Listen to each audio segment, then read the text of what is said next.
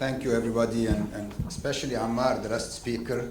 I'm glad that you are here and that you made it. Just for clarity, the reason you are here is you submitted a paper proposal when we issued the call for papers in December, and you submitted the paper proposal, and we have a program committee that reviews all the papers, and your paper was selected as one of the ones that were accepted. So thank you very much for coming.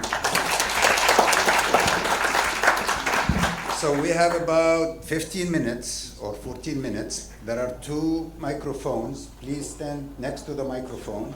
There's a microphone here. We need a line. Yes, and another line here. And please keep the questions short, very short, and also the answers short. Okay, so we'll start with you. Please go ahead. Good morning, everyone. Can I turn it on? Turn it on. Okay. Good morning, everyone. My name is Dr. Dania Araisi. I'm a program head senior analyst at the New Lines Institute. I'm also assistant professor at Georgetown University, George Washington University. I recently finished my PhD in political science.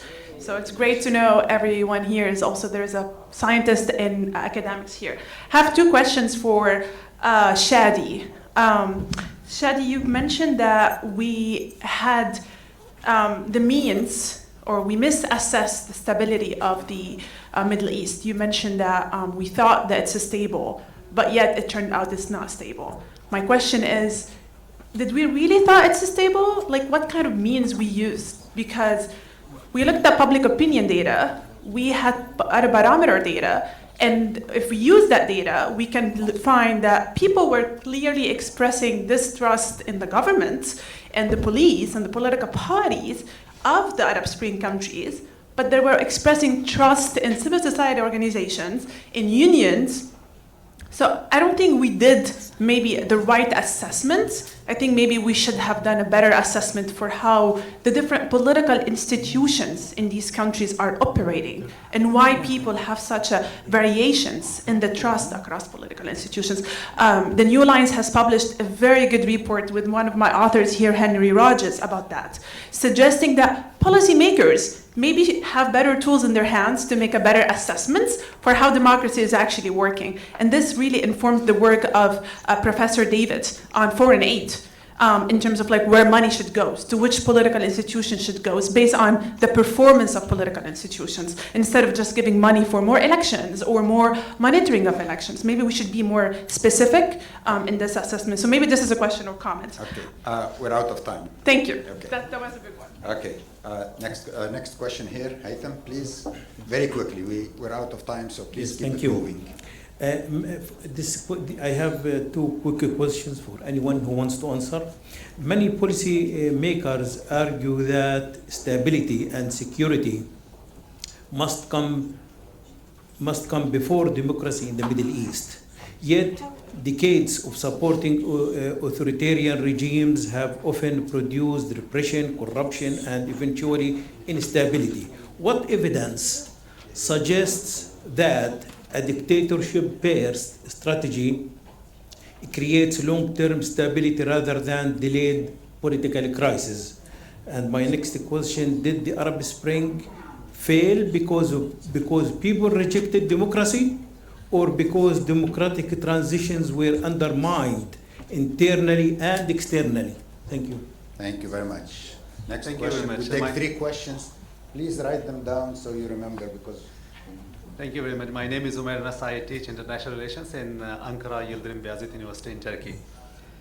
I would like to ask a question to Shadi, and Sultan also can answer this question, about the political economy of democratization. What I think is that the democracy is also related to the entire industrialization process in the past. Middle East countries mostly have not seen that kind of industrialization, especially the Arab world, and specifically the Gulf countries. The rentier economy of the Middle East, of the Gulf countries, have created a lot of subjects but not citizens. What do you think that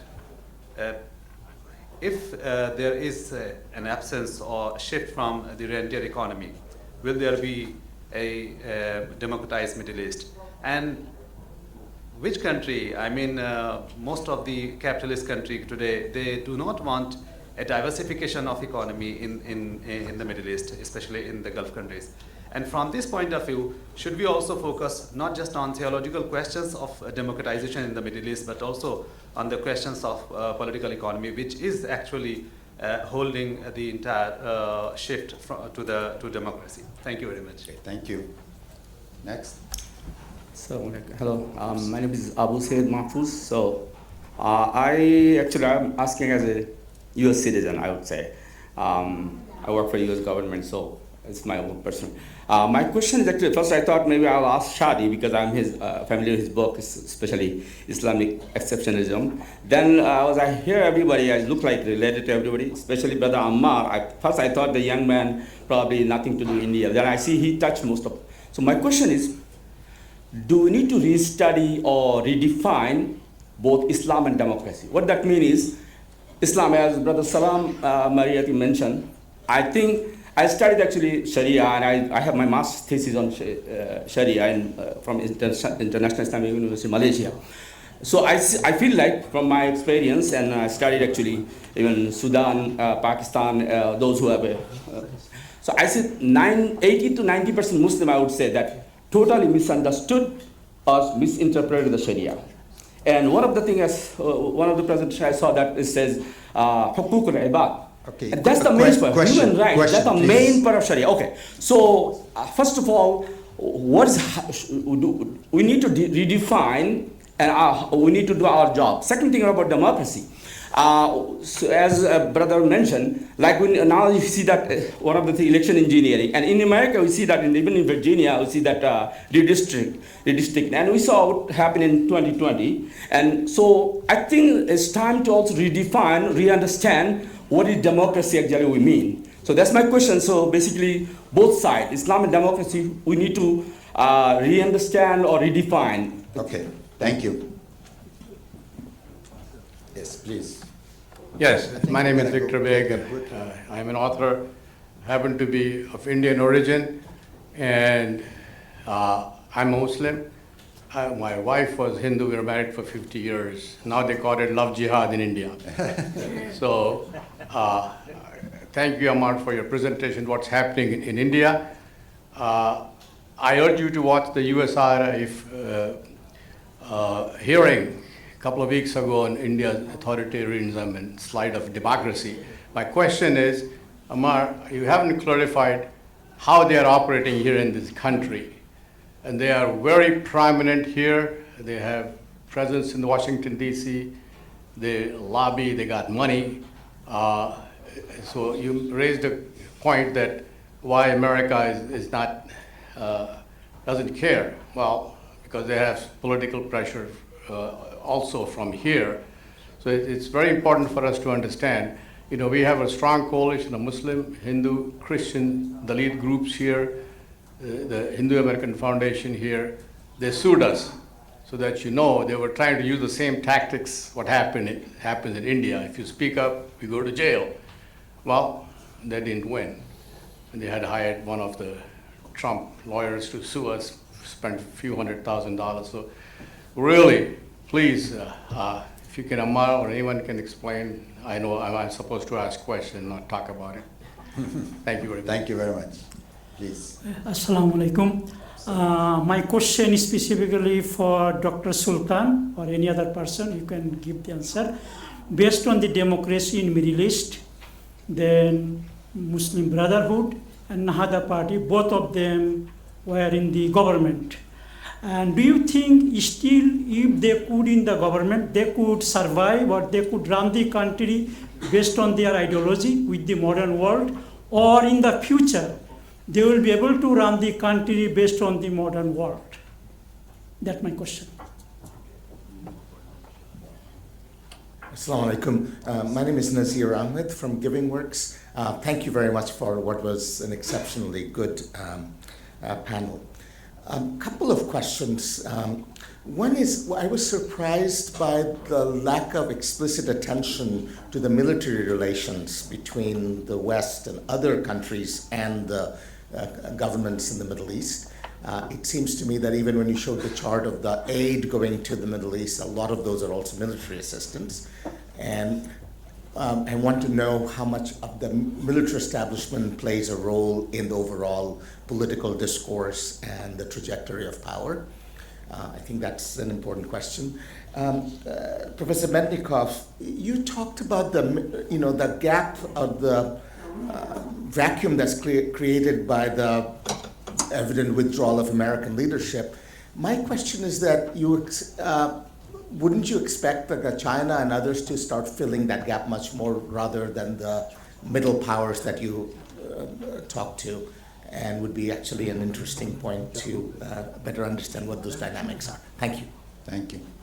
Last question for this Hi, panel. so Abira Sherafgan, but I'm going to ask the question more as a student of international relations rather than what I am. I'm an former foreign service officer. We have talked about, David talked about the New World Order. I am wondering, and my question is to all presenters, have we talked about authoritarianism more from the lens of failed democracy? Maybe the world order is about talking about the world needs authoritarianism. We are looking at US, where there's one man's agenda. We are looking at, we tried to remove Saddam and we gave them democracy, it failed. So are we looking at a new world order which should be defined through that lens? And how can we engage these authoritarian regimes into a new world order? Or defense as we talk it, the defense replacing diplomacy. So I'm interested into how are you looking at it without denying or accepting that we are looking at defense as a new world order, defining strategies and the national interests. Thank you. Thank you very much. So we need to answer very quickly. So 1 minute for each speaker, and we'll start with Ammar.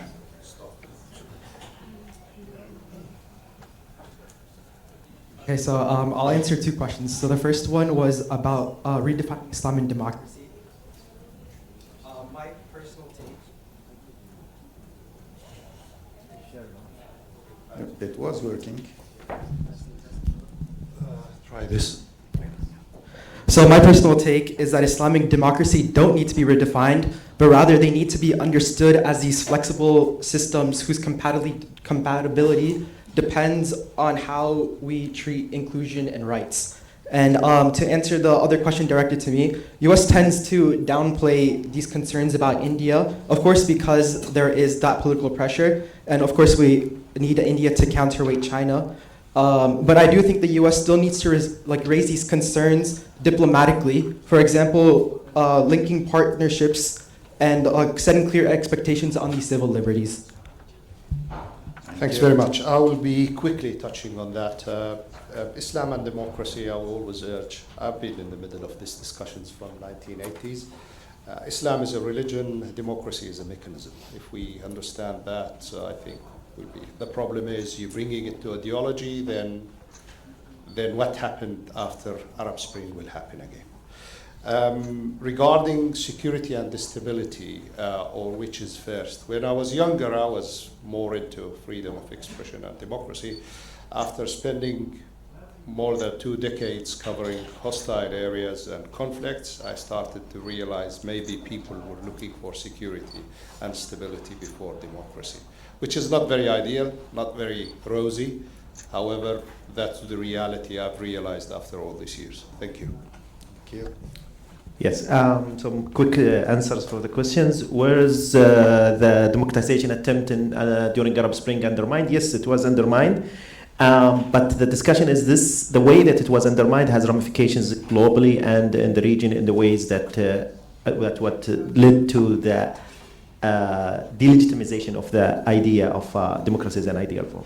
In terms of the question about political economy, so the idea that citizens in the Gulf are subjects, are not citizens, this is an interesting way of looking at it. If we are thinking of people who live under authoritarianism as subjects. That is not a story of the Gulf, it's a story of global authoritarian regimes. So if you want to consider them subject. But if a story about the Gulf, actually the Gulf before the vision of 2030 and others, there were some opening. For example, Kuwait is a rentier state, but it's also a constitutional monarchy. So it wasn't universal that rentier states were and has some kind of animosity toward democracy. But with the current plans of diversifications of economy in the region, I would say that the potential for increasing demands for democracy is limited, not because of the financialization of plans, but more of that there is a lack in terms of imagination of an alternative democratic system of the current world. There is an alternative populist. The final question about Islamists rule, if they continue to rule and were not interrupted after the Arab Spring, I would say that the model for Arab Islamist movement at the time was Turkey, and the model has some democratic aspect to it, but that wasn't of a liberal democracy as we understand. It's mostly of a majoritarian kind of a democracy with some populist tendency. Thank you. Thanks. Yeah, the connection of military to aid in the order is really important. Of course, I had a slide that I didn't, I glossed by, and similarly, China and Russia, of course, are trying to fill the global leadership gap. But I guess what I'm sort of pushing is that if the United States just sort of has squandered its on paper at least, feel to the idea that it represents something else and that it's, standing for international law, and it just is another big power. China and Russia have not attempted to say that they're the defenders of the international legal order, right? And so the question is, there is international law, and however important, as you say, militarism and authoritarianism are kind of the new world order. It's not what most people want, and it's not necessarily stable. I agree with Shadi. So, all the folks that don't want that stuff is there any chance that they're going to emerge championing different visions of the international legal order now that there's no hegemon that says that it does that but isn't really doing that? So, on the first question,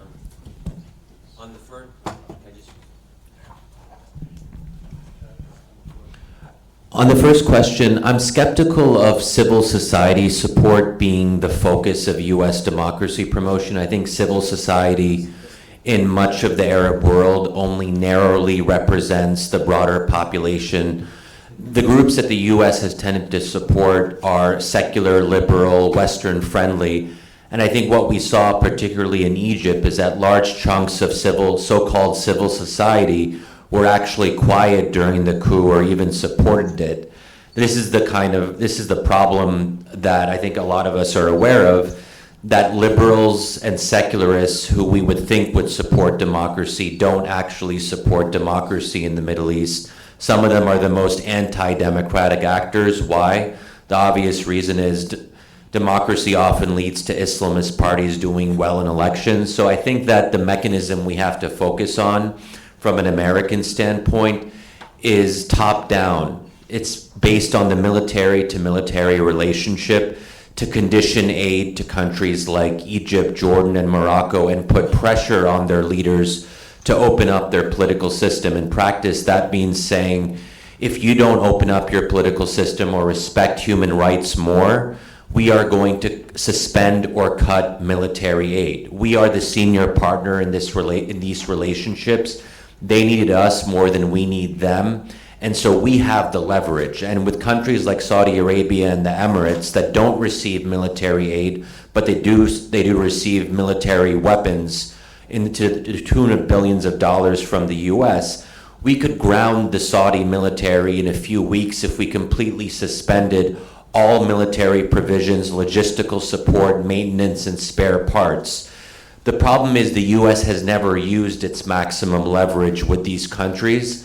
And my conviction is that if we did, we would see better, more pro-democracy results. So this is the kind of hope that I have, that at some point in the future, we can have U.S. policymakers who are willing to use maximum leverage with our so-called allies in the region. The other point that I would make is to the second question is that there simply is no evidence, to my knowledge, that dictatorships produce long-term stability.